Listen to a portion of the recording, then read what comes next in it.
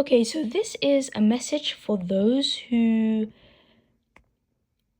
are creative or they have that potential within them, who have a lot of hobbies or they have one or two hobbies that really resonates with them, that they genuinely feel a close bond towards. Like, let's say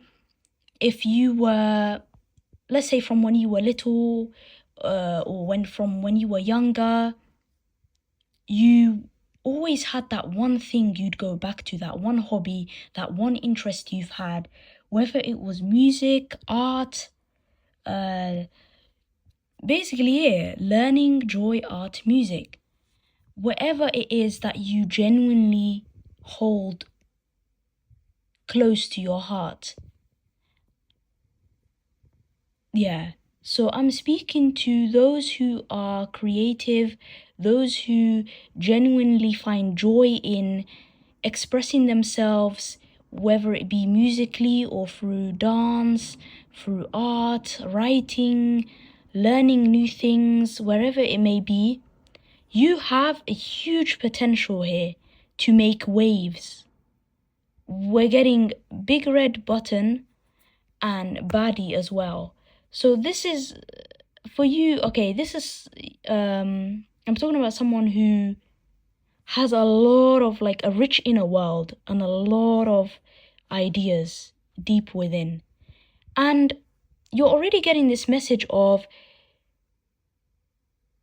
this is how you find inspiration. If you've been suffering from creative block, you're being asked to release these constraints that you may have. Any voice in your head that, this that causes you to censor certain ideas as, oh, this is too extravagant, this is too big, too loud, too crazy, too much of anything. Or if you're worried about, and this is a very relatable feeling because I struggle with that feeling as well sometimes, where I think, the ideas I have are a little too much or a little out there. Of course, they'll be seen as out there to some people, but that's not my audience. Like, that's not my target audience. My target audience is those who get it, like, get it. And those who won't, won't. Those who get it. And those who won't, just won't. And that.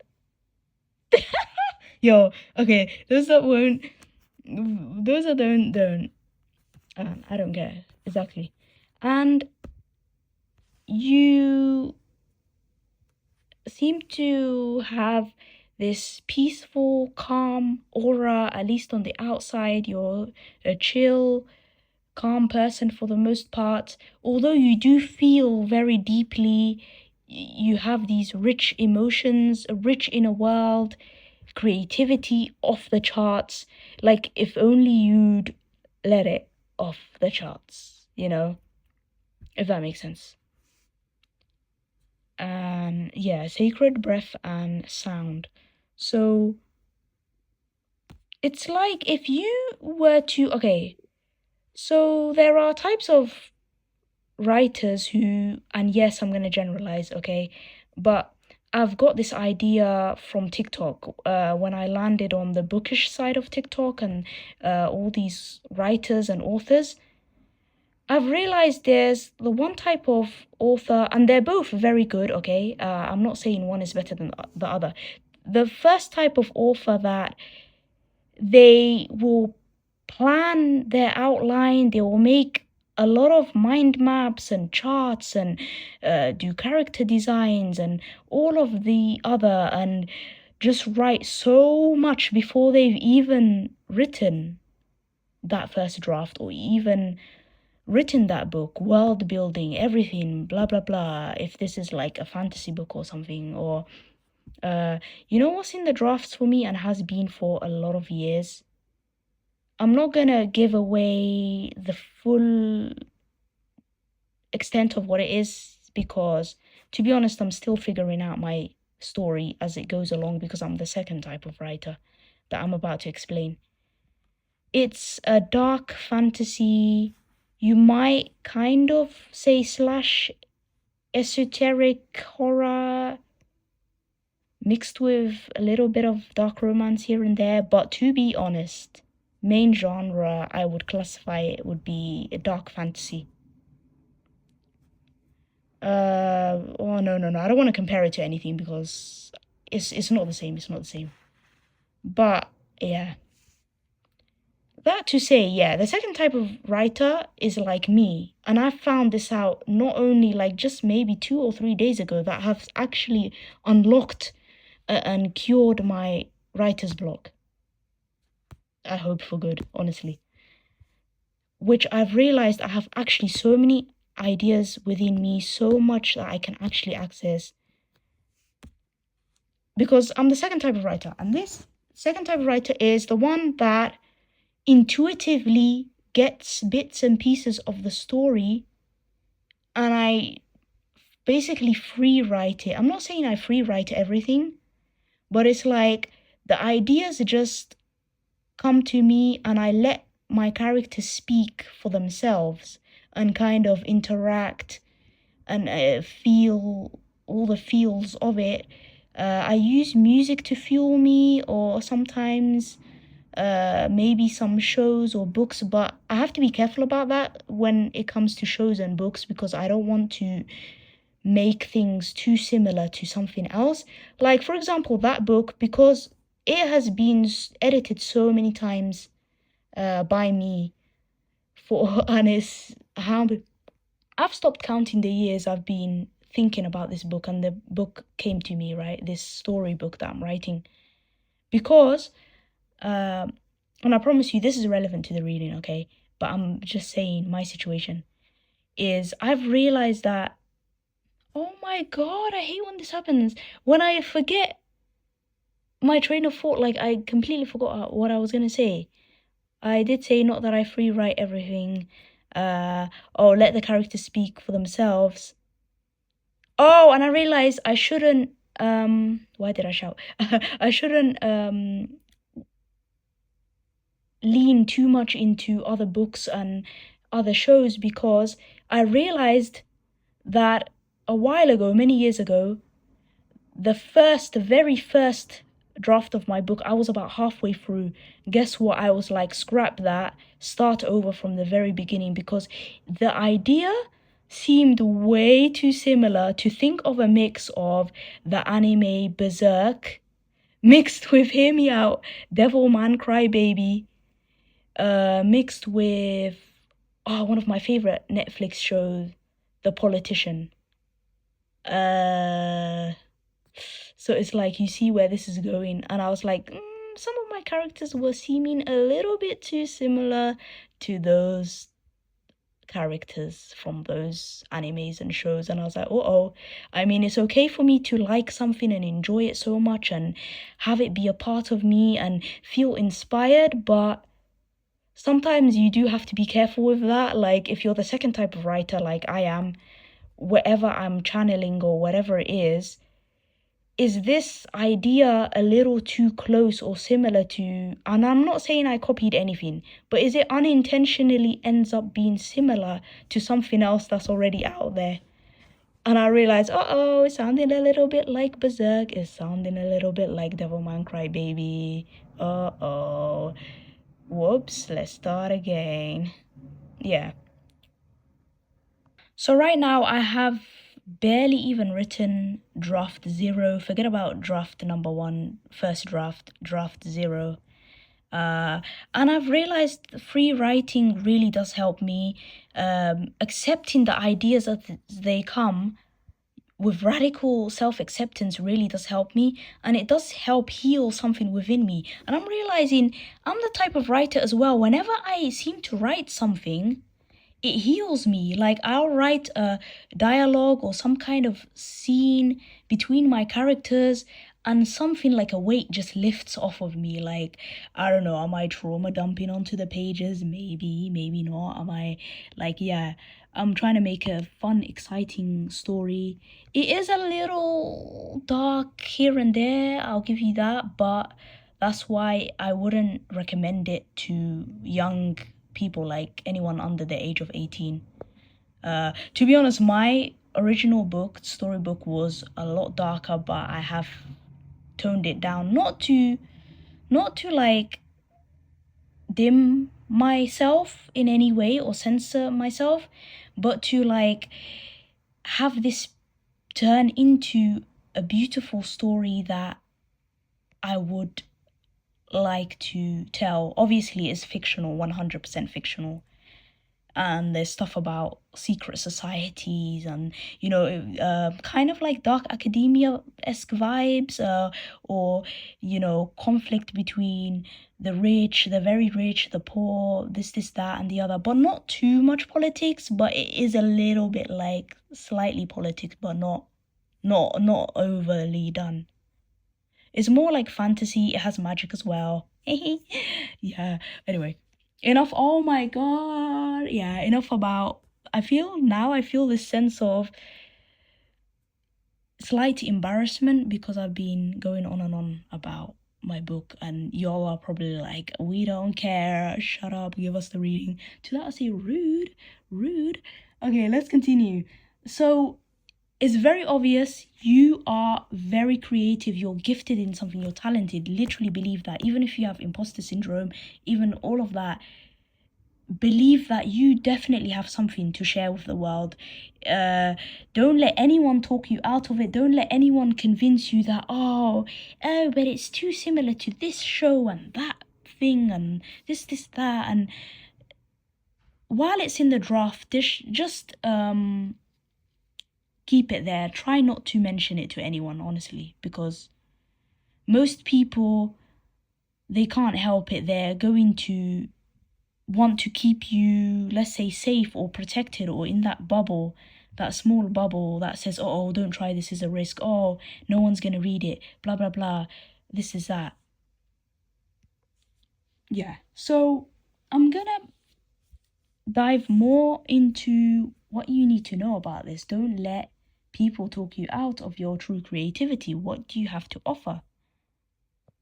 So don't let anyone talk you out of your true creativity and potential here, because this is huge breaking news. Like, seriously, I'm not even joking. It's like whatever you were hoping for creatively. Okay, this is a sure sign here right now, based on this energy that I'm reading, that you are capable of what you want, and then some more. Like, you can do so much more.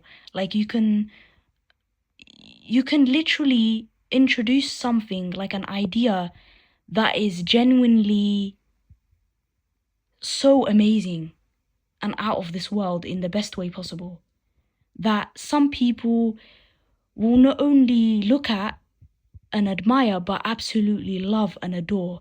And you need to trust that there will be a couple of people or people out there who are, they don't know it yet, but their hearts are like singing out for something that only you can uniquely bring into the world in your own way. Like, yes, two people might have, and you might say, oh, now hold on, no one's truly unique or truly original. You might think, someone else could have like a similar idea or the same idea. Even if they have the same idea, no one can 100% make things like you can make them. For example, for writing a book, like, two people can be set on a very similar trope of the story, the same genre, exact same genre, but you will end up with two completely different books, even if they are similar. No one can write like you can write it. No one can tell the story like you can tell it. Best believe that.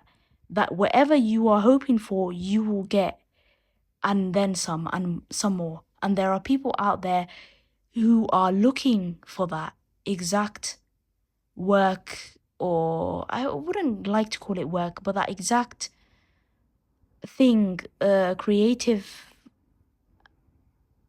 thing that you can express and have. So Portal, and you've got the octopus card.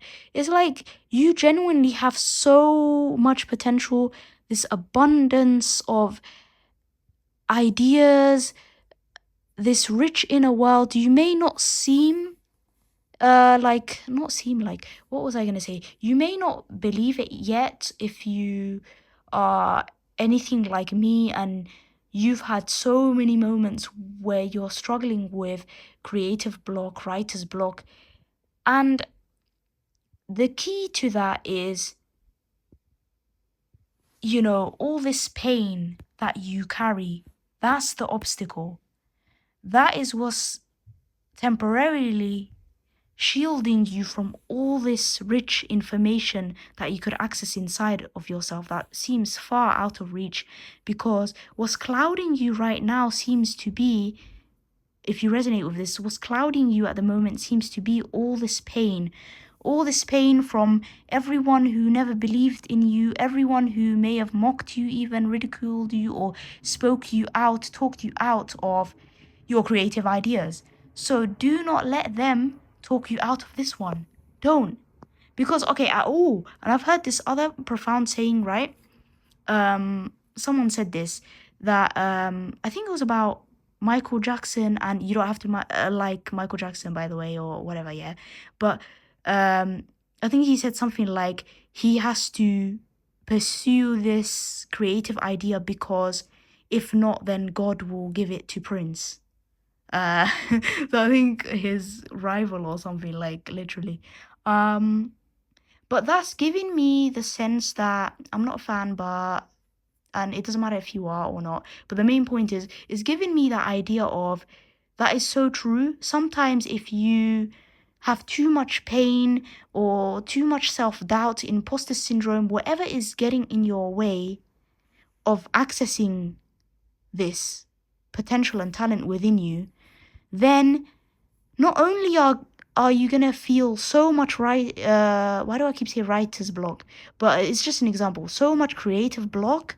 Not only are you gonna feel so much creative block, but those ideas may possibly be given to someone else and be planted inside someone else's mind. Hear me out here. And this telepathy card is giving me that sort of idea. It's like, and the portal card is like the ideas are coming from maybe the collective unconscious or whatever, and you have the biggest, most equipped, that sounds wrong, fishing rod. Hear me out on this analogy, girl. Yeah,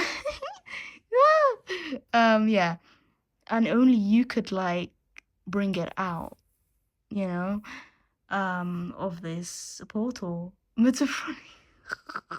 Metaphorically speaking. Okay, mind out the gutter. Right.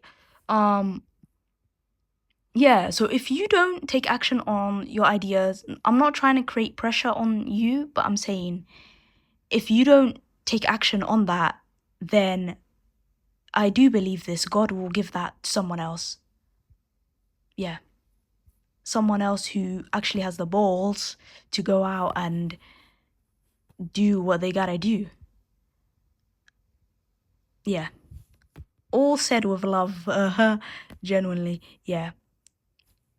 So, whatever creative process or idea you have, it's coming from your heart, not even just your heart, but your soul. It's like something you can match, a frequency that you can match, and not only that, you could transmit and make waves and pass it on and everything.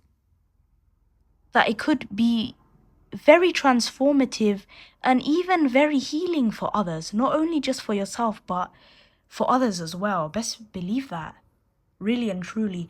So the main advice, the main key we got here was the muse of Hypnotic Dreamy. And Hypnotic Dreamy is okay, hear me out. In the story, he is supposed to be the extremely irresistible vampire who started a cult named, it's not a real cult, calm down, the Cult of Dreamers. And now the Cult of Dreamers are members who are dedicated to making the world a better place by spreading love. They're all about love. They're all about what drives their heart, listening to their heart, and what it is they truly want out of this world, and raising the vibration. And because Hypnotic Dreamy is a not only just a muse but a vampire muse in this story, he, how do I put this lightly, like, and that okay, so he has such magnetism, yeah, that the people around him, the humans around him, they adore him so much that they become his willing followers, willing blood donors, right? He's a vampire. Vampires drink blood, remember? Yeah. Where am I even going with this? Where I'm going with this is, if it's something that's true to your heart and you feel so passionate about it, you really feel a deep emotional connection to this creative idea, this project, do not give it up, do not let it go, because you might think, oh, who's gonna like this? Oh, this sounds crazy, this sounds insane, like, oh, no one's gonna want to hear what I've got to say. Like, you never know. And it's like, try it. And a lot of people, they spend years, not even, maybe like a decade, before they come up with their masterpiece, their magnum opus, yeah, madam opus. I don't know if I like saying that. Okay, yeah, don't let anyone call you crazy, make you out to seem crazy. Like my book that I've been mentioning, that's in the drafts, my storybook. For many years, I kept it locked away and I just didn't think about it because I had such deep pain and imposter syndrome and anxiety about it. And I was thinking, oh, this is rubbish. This is crazy. Who's going to want to read it? Oh, it's too dark. It's too edgy. Oh, who's going to read a book about magic, secret societies, dark fantasy type stuff, and dysfunctional rich people and their weirdo lives, and their messy love lives, very, very, very messy love lives, drama. um but you know what, it's a book that, I'm not even joking, I would love to read and see out there. So that's the main message. It's like, make something that you'd love to see out there and let this love inspire you. Boom.